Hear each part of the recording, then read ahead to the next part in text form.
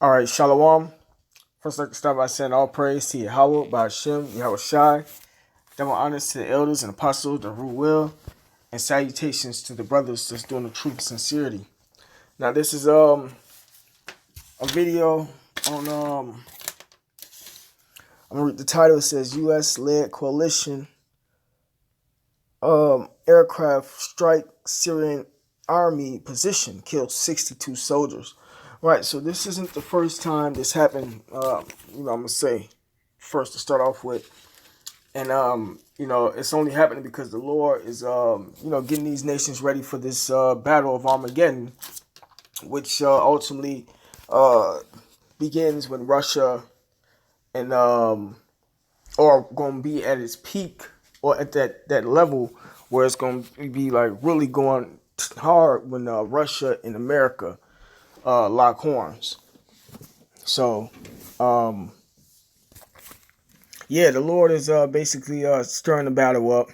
These nations are getting tired, or the Syrians in particular are getting tired of America killing off their soldiers, and every time they kill them off, it's 62, 100. I mean 80, 100 in one article, and it's happened a couple times over. So I'm gonna just bring out some scriptures,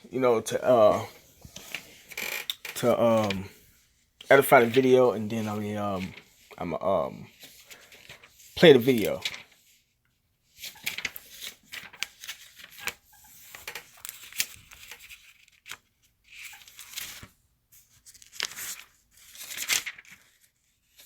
This is Romans chapter 13, verse 11.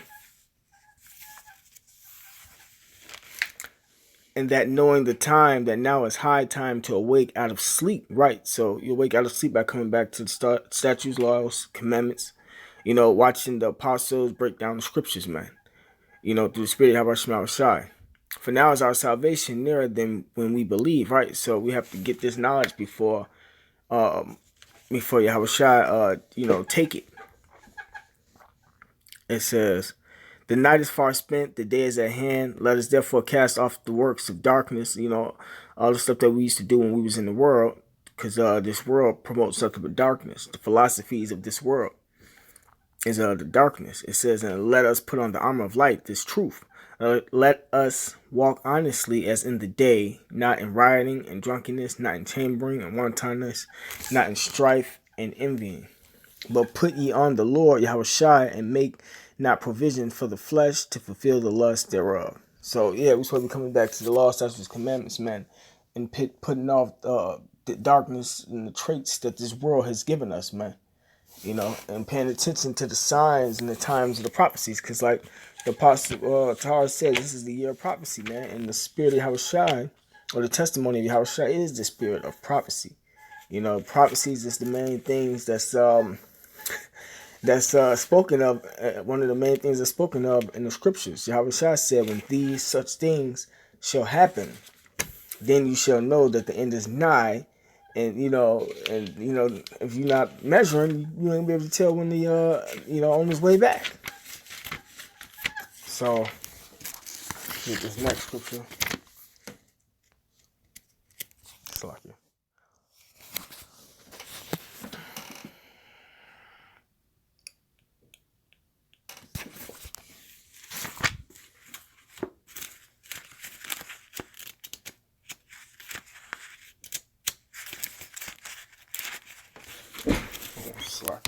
All right, this is Ecclesiastes chapter 3, verse 1. It says, to everything there's a season and a time to every purpose under the heaven. Right, so you're supposed to know what time we're living in, what season we're living in. A time to be born and a time to... Nope, slack it. Well, yeah, a time to be born, a time to die. Nah, I'm not going to read that. A time to kill and a time to heal. This is verse 3. A time to kill and a time to heal. A time to break down and a time to build up. And I'm going to jump because, we're in a time of killing because there's nothing but wars going on right now. The Lord has the killing going on really kind of everywhere, not just in the Middle East. This is verse 8. A time to love and a time to hate, a time of war and a time of peace. Right, so this all applies for the time we're living in. We're not in a time of love right now, a time to hate. We're in a time of hate. Hate thine enemy. That's what's gonna keep these race war riots off, man. And we figuring out that these Edomite devils is our enemy, right along with these other nations. Us that's up in the truth and of the know, and figuring out that they're against us as well as Jake. So ultimately we hate them, the ones that's opposing the doctrine, man. But the point is, a time of war and a time of peace, right? We're not in a time of peace. We're in a time of war.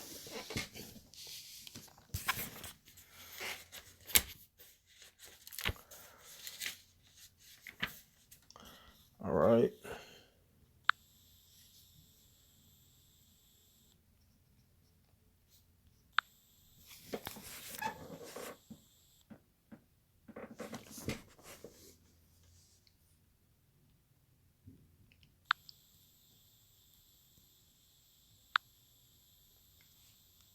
Deuteronomy chapter 32, verse 39. See now that even I am he, and there is no God with me. I kill and I make alive. Right, so all the bodies that's piling up over there due to the American coalition force striking them Syrians, the Lord did that, man. You got people that's afraid to watch the news or hate all the killing and all of that, and Satan taking over the world. That's the mentality that that's the darkness that was talking about in Romans, man. That's the mind frame that these people got. But the scripture said in Deuteronomy, see now that even I am he, and there is no God with me. I kill and I make alive. I wound and I heal. There is none that can deliver out of my hand, right? So the Lord controlling everything that's going on, man. Controlling the deaths and stuff, just to keep it in context. You okay, this next scripture.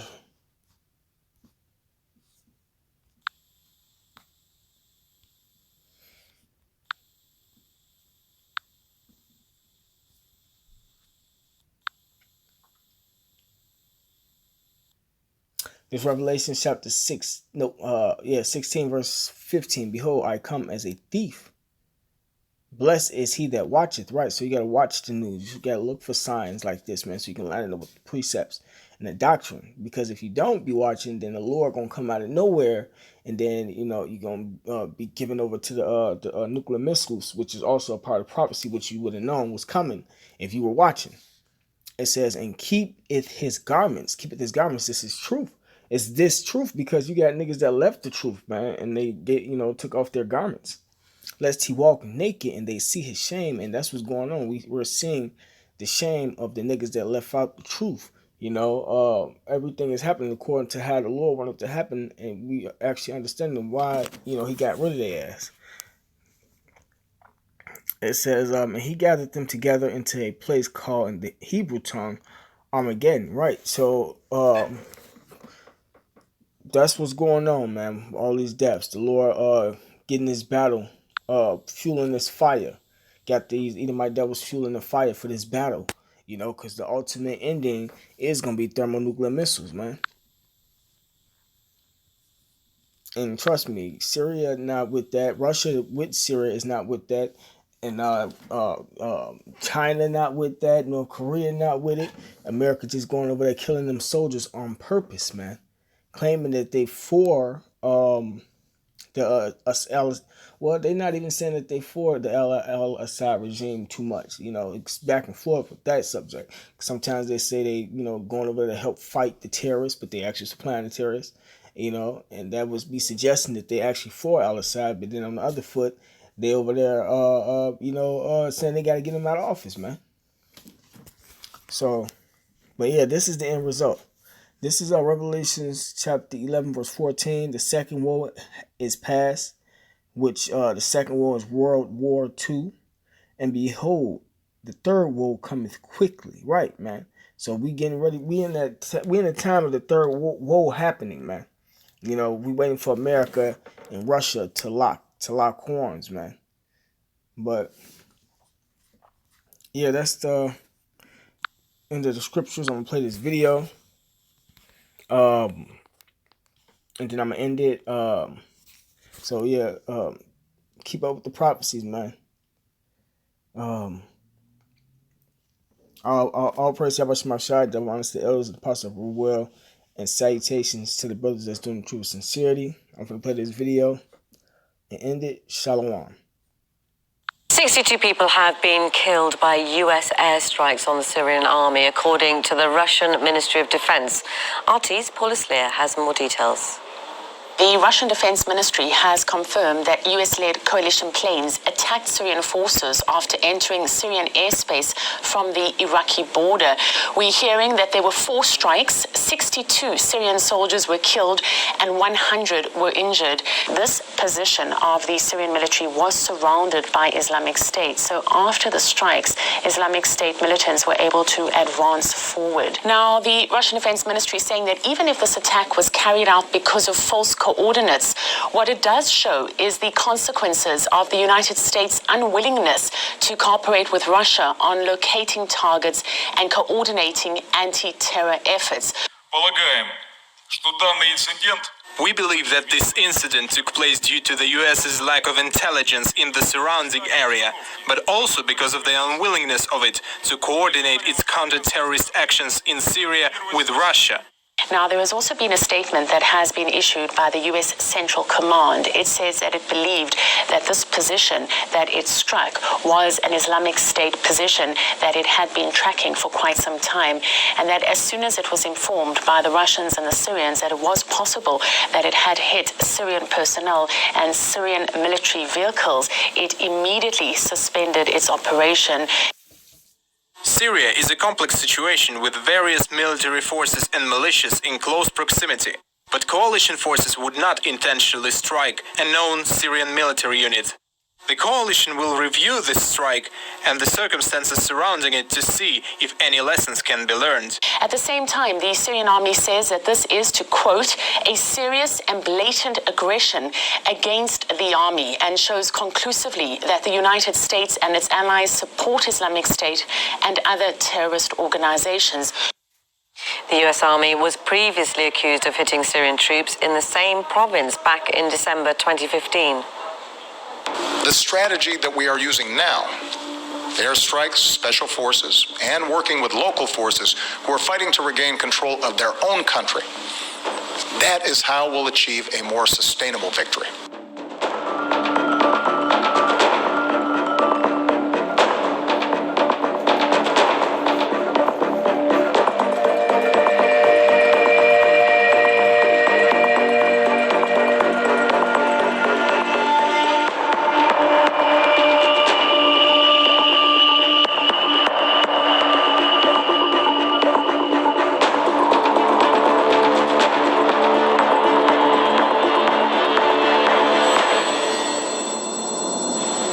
After the latest attack, Russia called for an emergency UN Security Council meeting behind closed doors.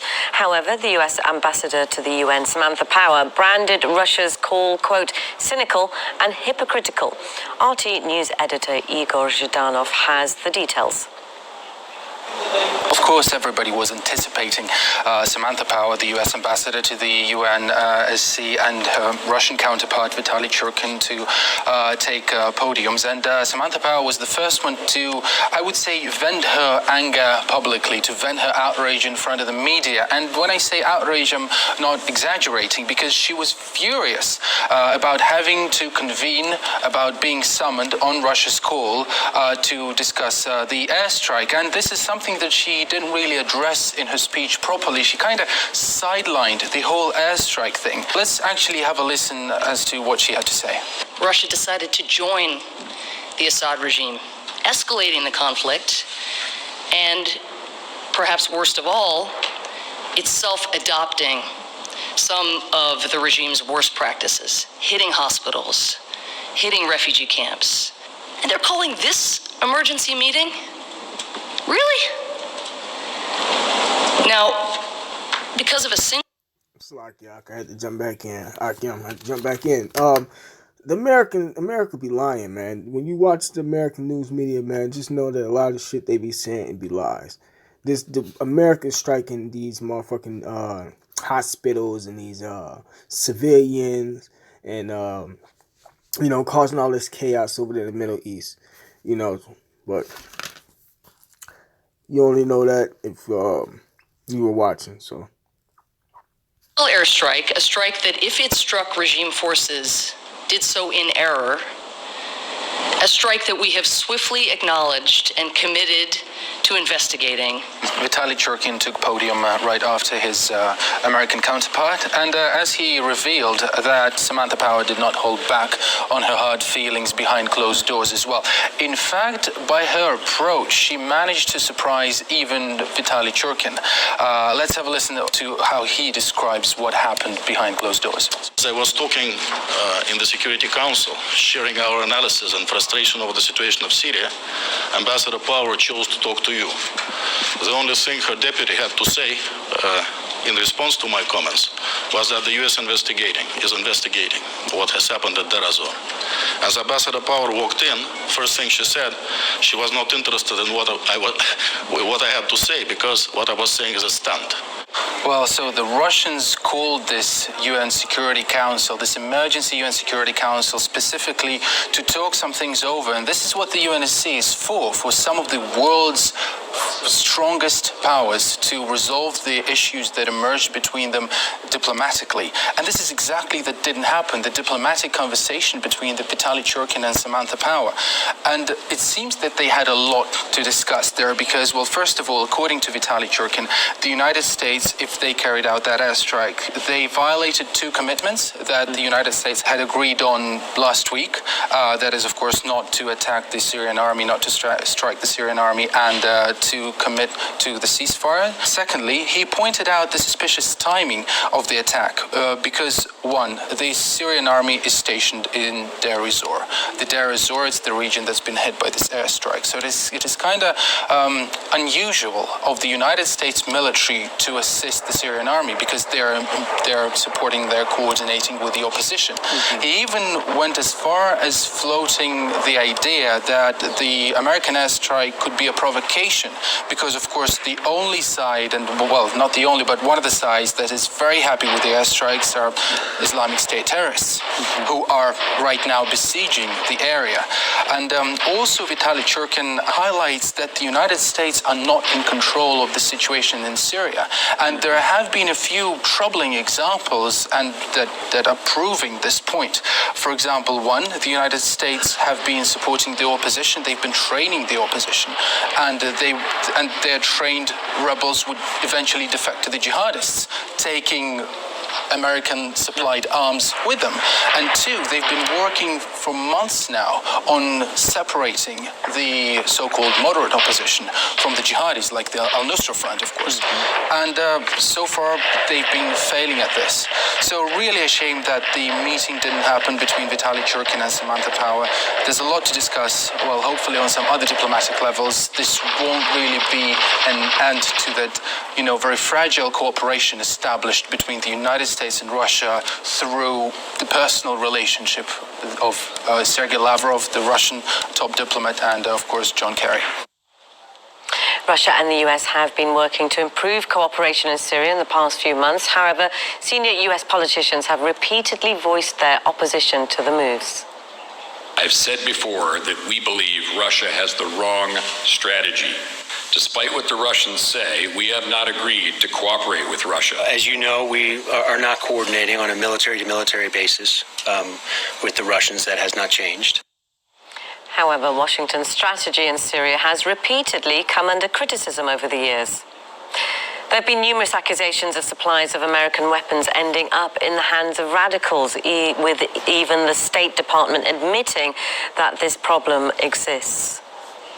The reality of the situation in both Syria and in Iraq is that, equipment and various weaponry, while given to the quote-unquote good guys, sometimes ends up in the hands of the quote-unquote bad guys.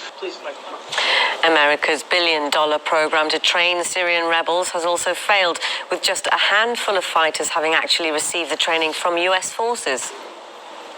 Can you tell us what the total number of trained fighters remains? It's a small number, and the ones that are in the fight is we're talking four or five. This 4 or 5 U.S. trained fighters, let's not kid ourselves, that's a joke.